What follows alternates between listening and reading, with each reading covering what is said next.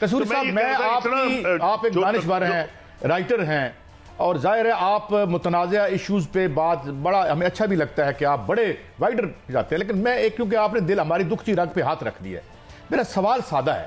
پوری دنیا میں ڈیموکریسیز کو ان کی ایلیٹ ہی فنڈ کرتی ہے. امریکہ کے 70% فنڈ الیکشن کے بھی ایلیٹ کی طرف سے آتے ہیں اور انہی کی ڈیموکریسی ہے. مگر اتنی کوئی گھٹیا قسم کی ہماری جو situation, I am sorry to use this word, یہ ہماری جو ایلیٹ ہے اس نے کس طرح سے مس مینج کیا ہے. انڈیا 500-550 بلین ڈالر رکھ کے بیٹھا ہوا ہے اور دنیا میں کینیڈا کو آگے لگا دیا ہم نے. Why Pakistani elite failed even to maintain it؟ Capitalism کے اندر ہی ہیں سارے. Why؟ آپ کا بالکل جائز سوال ہے، اس لیے میں کہتا ہوں جائز ہے کہ یہ کوئی اتنی حیرانگی کی بات نہیں. سارے اکانومسٹ کہہ رہے ہیں کہ بھائی آپ خرچے کم کریں اور ٹیکس بڑھائیں، اور ٹیکس تو آپ بڑھاتے کوئی نہیں، وہ جو دے رہے ہیں انہی کو، اور خاص طور وہ بیچارے جو تنخواہ یافتہ ہیں انہی پہ آپ لگائے جا رہے ہیں ٹیکس. اور جب تک آپ ٹیکس کا بیس نہیں بڑھائیں گے، doctors, engineers, architects, real estate, agriculture, کوئی سبجیکٹ، حالانکہ میں خود ایگریکلچرسٹ ہوں، اب ایک سٹیج آ گئی ہے کہ سب کو یاد رکھنا پڑے گا کہ جو بندہ ٹیکس نہیں دے گا، وہ کہتے ہیں نا جی فلاں شعبے میں یہ مشکل ہے، وہ جو بھی مشکل ہے، اگر آپ ایک ٹیکس کی انکم سے اوپر ہیں، اگر ایک سرکاری ملازم یا پرائیویٹ سیکٹر کا ملازم ٹیکس دے سکتا ہے تو کوئی ضرورت وجہ نہیں کہ آپ کو ایگزمپٹ کیا جائے. اس میں خود ہم لوگ ایلیٹ یہاں کی ملی ہوئی ہے، ایلیٹ اپنے کو ٹیکس کرتی ہی نہیں. میں بھی کل ایک جگہ پہ تھا تو مجھ سے کو پوچھنے لگے کہ جی کون ملزم، میں نے کہا آپ اور میں.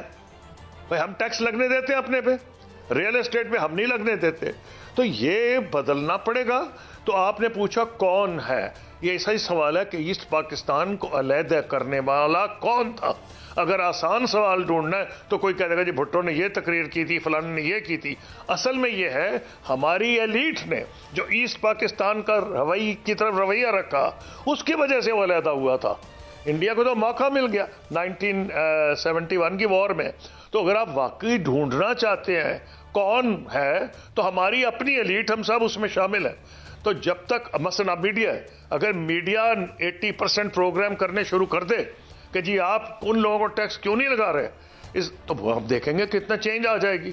تو آپ کا بھی فوکس، ہم سب کا، ہم پولیٹیشین کا، ساروں کا یہی فوکس ہوتا ہے کون اقتدار میں آ رہا ہے، کون جا رہا ہے. اور بھئی آئے یا نہ آئے، عوام کا اس سے کیا اثر ہے؟ عوام کی تو زندگیاں اجیرن ہو رہی ہیں. اور یہ ریل ایشوز کے اوپر میں نے اس لیے کہا ہم سب ایلیٹ میں انوالوڈ ہیں.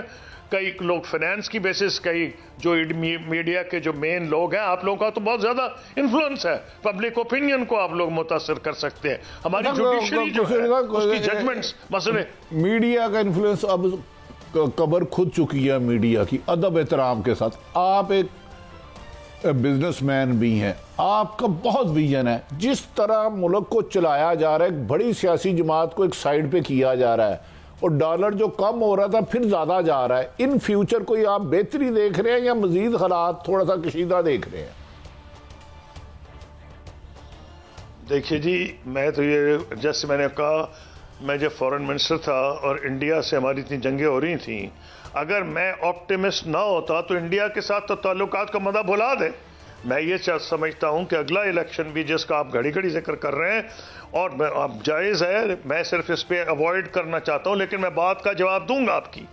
ایشو یہ ہے کہ جو الیکشن ہوگا it should be free and fair, اور اگر انٹرنیشنل آبزرورز آئیں گے فائنل ججمنٹ ان کی ہوگی، اور international observers must be allowed to come in and inspect.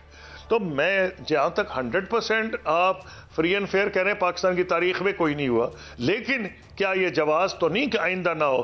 ہم سب کو اس سے سبق سیکھنا پڑے گا. لیکن یہ صرف معاملات پولیٹیشینز کے لیے نہیں ہیں، یہ بڑا گہرا یہ اسٹیٹ کرائسس ہے کہ وہ ہم سے بھوٹان تو خیر بہت خوش لوگ ہیں وہاں کے، تو گروس نیشنل ہیپینس میں شاید ایشیا میں سب سے زیادہ ہیپی ہیں، لیکن بنگلہ دیش ہم سے اتنا پیچھے تھا، انہوں نے کیسے آگے چلے گئے؟ ایک چیز کنٹینیوٹی آف پالیسیز کو سبق بھی تو سیکھنے ہیں نا. ہمارا کیا کام ہوتا ہے، ایک حکومت کام کرتی ہے، پہلے اس کو فائنانس منسٹر کہہ دیتا ہے یہ میں آپ کو پچھلے 40 سال کا کہہ رہا ہوں، وہ غرق کر کے چلے گئے، بیڑا غرق کے چڑھا گیا، فلاں فائنانس منسٹر، فلاں فارن منسٹر. او بھئی آپ بتائیں آپ کی پالیسیز میں چینج کیا ہے؟ اب مینیفیسٹو آئیں گے نا، سب پارٹیز کے نظر آ جائے گا.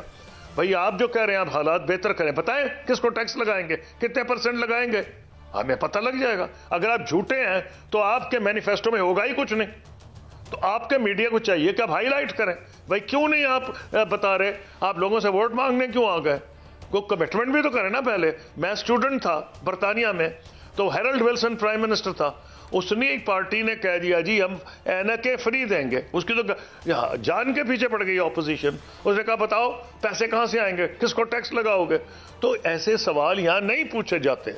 لیکن میں ایز این آپٹیمسٹ یہ سمجھ رہا ہوں یہ ان چیزوں پہ کچھ بات ہونی چاہیے. طبقہ سوچ رہا ہے. اچھا ایک چیز اور آخری سوال آپ سے، کیونکہ یہ آپ کی جو ایکسپرٹیز تو خیر ہر آپ کی دانش جو ہے وہ آل پرویز سے. یہ بتائیے کہ شی اور بائیڈن میٹنگ ہو رہی ہے، کہا یہ جا رہا ہے کہ بائیڈن شی سے کچھ امداد چاہتا ہے جو دنیا میں، یا ایران یا اس کو انفلوئنس کرنا چاہتا ہے کہ یہ اگر جنگ پھیلتی ہے تو ان کو یہ ہے، یا کچھ اور بھی اس کا ایجنڈا ہے؟ قصوری صاحب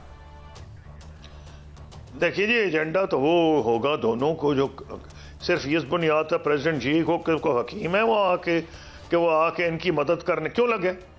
بھائی مدد آپ ان کو تائیوان اسٹریٹس میں آپ نے ان کو سرکل کیا ہوا ہے، آپ ہر جگہ انڈیا کے ساتھ آپ نے الائنس بنایا ہوا ہے، آکس الائنس آپ نے بنایا ہے، آسٹریلیا کو آپ نے سب مرینز دے دی ہیں نیوکلیئر پاورڈ. کس لیے دی ہیں؟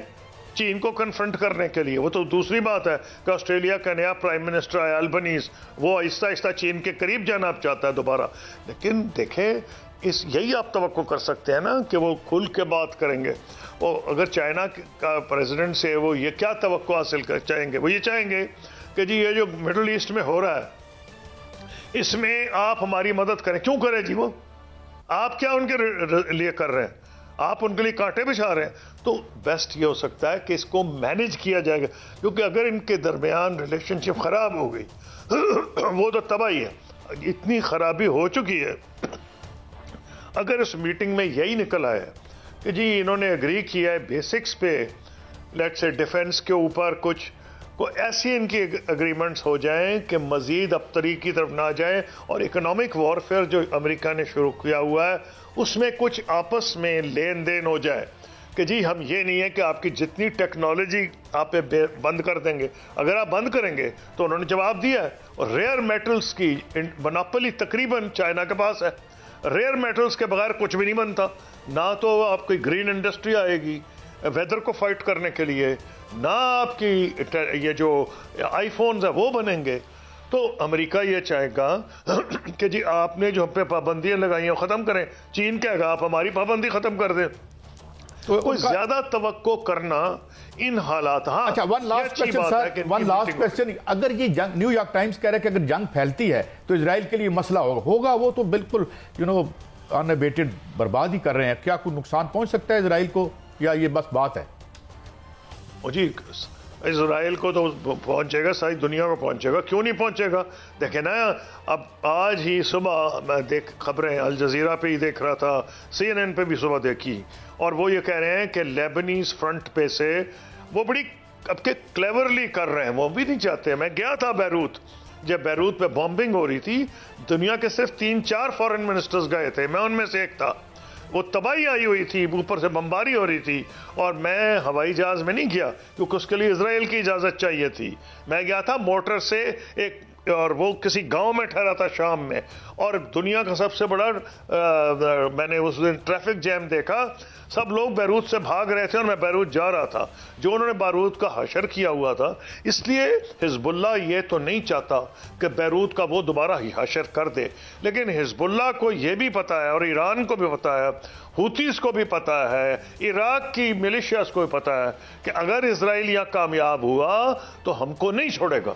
اس لیے وہ کوشش حتی الامکان کریں گے کہ اسرائیل ان کا قیمہ نہ بنائے جو غزہ میں بنانے کی کوشش کر رہا ہے.